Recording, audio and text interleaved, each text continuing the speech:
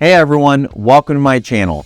A question I get all the time is when people ask, I want to buy real estate and I want limited liability, so should I buy it in an S corporation?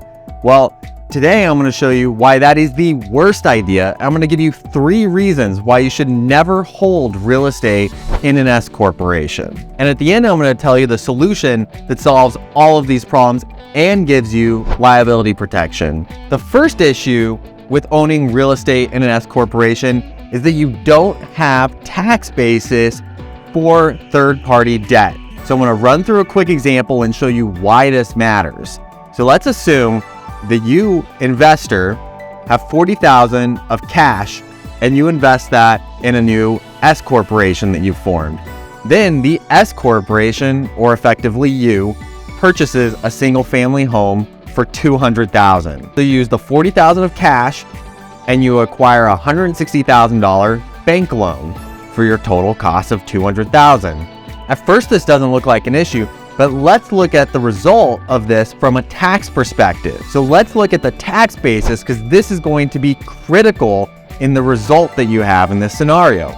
So you, as the investor, have a $40,000 tax basis in the S corporation stock, which is equal to the cash that you put into it. You don't have any basis for the bank loan because it's an S corporation. So you only have $40,000 of basis. And remember, an S corporation is a flow-through entity. So the income and losses of it flow through the S corp. There's no tax at the S corp level. And then you as the individual shareholder are taxed or are able to deduct any losses on your personal income tax return.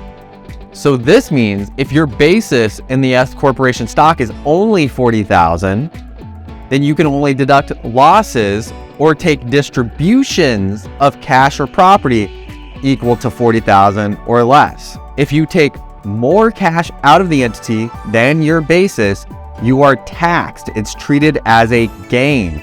So if you take more cash than $40,000 that you invested, that is taxable to you as the investor. So let's look at a quick scenario. Let's assume that you've held this property for 5 years, and let's assume everything has been break even, but the house has appreciated 10% a year. So after 5 years, $20,000 a year in appreciation means that that home is now worth $300,000. So now you decide that you're going to refinance the house and you're going to obtain a loan for an 80% loan to value. That means 80% of $300,000 is the loan you're able to obtain, which is $240,000. So our first step is to look at what's our cash proceeds from this refinance. And that would be the $240,000 loan less the first loan that you have to pay off at $160,000. And for simplicity, I'm just assuming that it wasn't paid down, okay?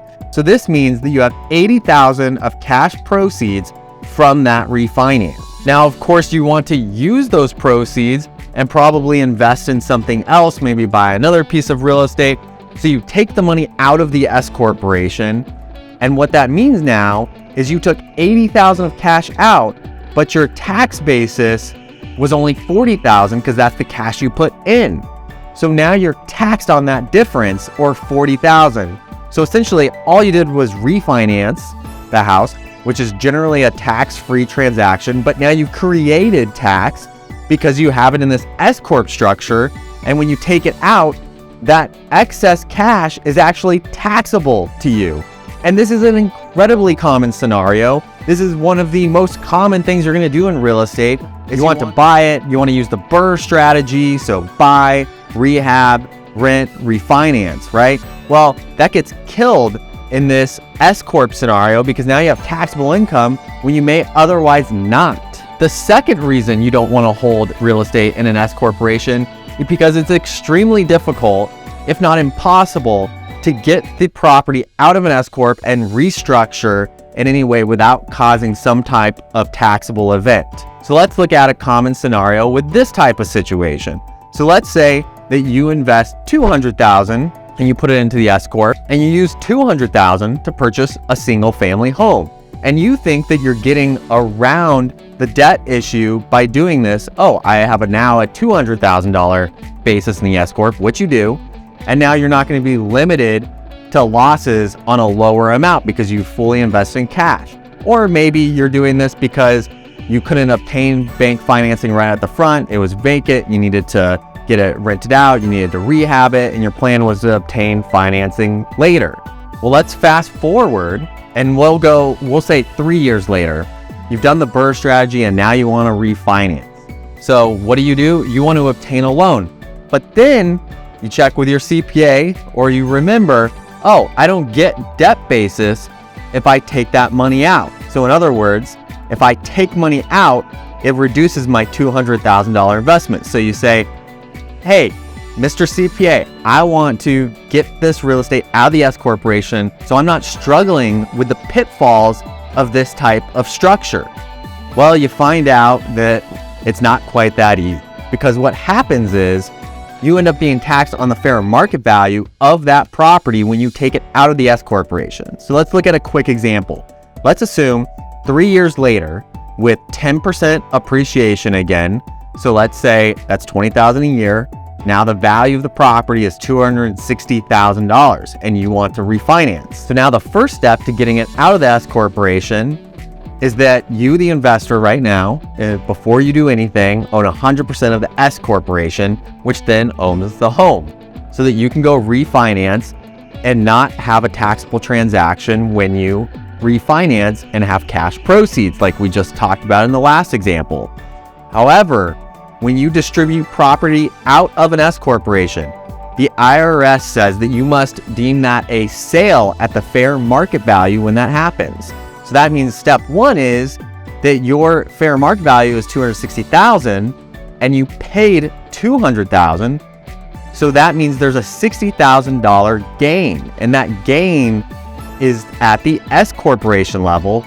But because the S corporation is a pass-through entity, that now passes through to you as the individual, and you pay tax on that $60,000 of appreciation.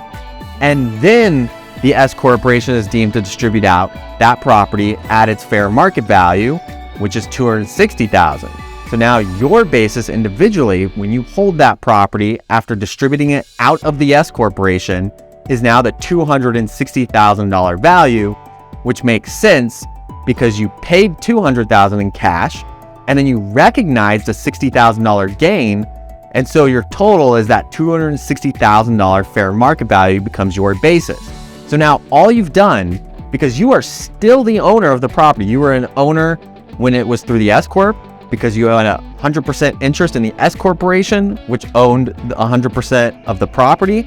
And now you own 100% interest, but it's in the property directly. So really nothing has changed from a control standpoint, but you've paid tax just because you changed the structure. Now let's look at the third reason, which is you don't receive a step up in basis for depreciation when someone either buys an interest in the S corporation, or a really great tax strategy, which I wouldn't wish this on anyone, but is dying, because the IRS allows you to step up the basis and the assets of the individual that passed away to their fair market value without any gain. So essentially, any appreciation during your lifetime, when you hold those assets still upon death, there's no tax on that appreciation, and your heirs will receive that property at its new fair market value without having paid any tax, or at least not any income tax. If you're above certain thresholds, you may have an estate tax issue, but that's a whole nother ball game and requires other types of planning. So let's do a quick example to show why this is not a good result. Let's have the same situation where we just had, which was an investor puts $200,000 of cash into an S corporation, and the S corporation purchases a home for that $200,000. So at this point, your stock basis in the S corporation is $200,000, and the S corporation's basis in the property is also the $200,000 that you paid for it. So now we'll fast forward again 5 years later. And again, we're going to assume 10% appreciation each year. So that gives us a $300,000 value at the end of 5 years. And let's say in this case, you pass away, and so your heirs inherit the S corporation stock. Well, the S corporation stock which had a basis to you of 200,000, but is now worth 300 because the S corporation's only asset is this home, which is worth 300, and your heirs now own 100% of that interest. Well, now the S corporation stock is worth 300,000. So there's a tax-free step up from 200 to 300,000 for the heirs in the basis of that S corporation stock. And that is a great result in of itself. However, the downside is that the S corporation itself does not receive a step up in the basis. It still is calculating depreciation based on the original cost of 200,000, okay? And we can talk about depreciation and how that's calculated in another video, but for simplicity, I'm just gonna do the quick math for you here. And if you don't receive a step up, and so your basis is still 200,000 in that home, then essentially, if we assume that 80% of the $200,000 cost is the building portion, the rest is the land, which is not depreciable. So that means you have $160,000 that is depreciable. Then this means that there's about $5,800 of depreciation every year. And so that is all you will receive in an S corporation on depreciation. There's no additional deductions for your heirs. So let's say you were able to get a step up in basis in that asset. So now you're able to step up the basis for depreciation purposes to the $300,000 fair market value. Take the same 80% is depreciable for building. That's $240,000 of depreciable basis versus the $160,000 of depreciable basis when it's in an S corporation structure. So what this means, if you take $240,000 divided by the residential life that the IRS says, which is 27.5 years, that is approximately $8,700 a year in depreciation. So by not having an S corp, you may potentially increase your depreciation deductions for your heirs by almost $3,000. And not only that, but you don't even have to pass away for this to become an issue. Let's just say you decide you want to partner on this venture. And so you decide to sell half your interest in the S corporation to someone else. They're going to pay half of the value of the home, or $150,000, right? Well, their basis in the S corp is $150,000, but it doesn't change even though you sold your interest based on the now $300,000 value of the home. The depreciable basis to the S corporation is still only $200,000. If you have this in another structure, the person buying an interest may receive a step up in basis for half of the property and receive depreciation deductions.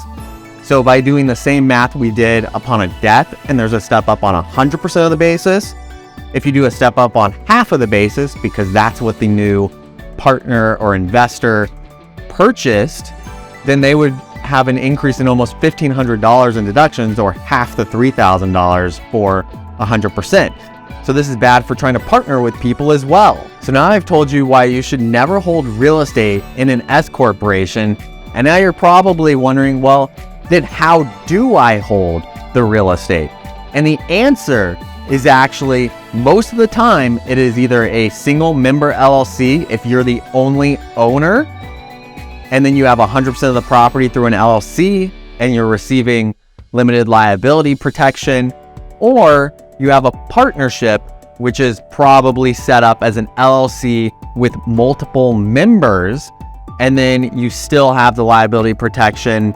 And either of those structures actually get rid of all of these problems that we've talked about that you have with S corporations. So now, armed with this valuable information, I hope that you don't become one of those people that is going to your CPA that already has real estate in an S corporation, is trying to figure out how to get it out or solve some of these issues. And some of you might say, well, what about an operating business? Aren't there benefits for an operating business to use an S corporation? Well, it gets a little more nuanced, but most of the time, it still doesn't make sense. And I'll talk to you guys in another video about why that still doesn't make sense and how you can solve some of the perceived issues of having a partnership for an operating entity or a single member LLC for an operating entity, and how you get around those without the pitfalls of an S corporation. If you like the video, please hit subscribe, Let me know in the comments. Let me know if there's anything else you want me to talk about. I hope this was useful to you, and I'll see you guys next time.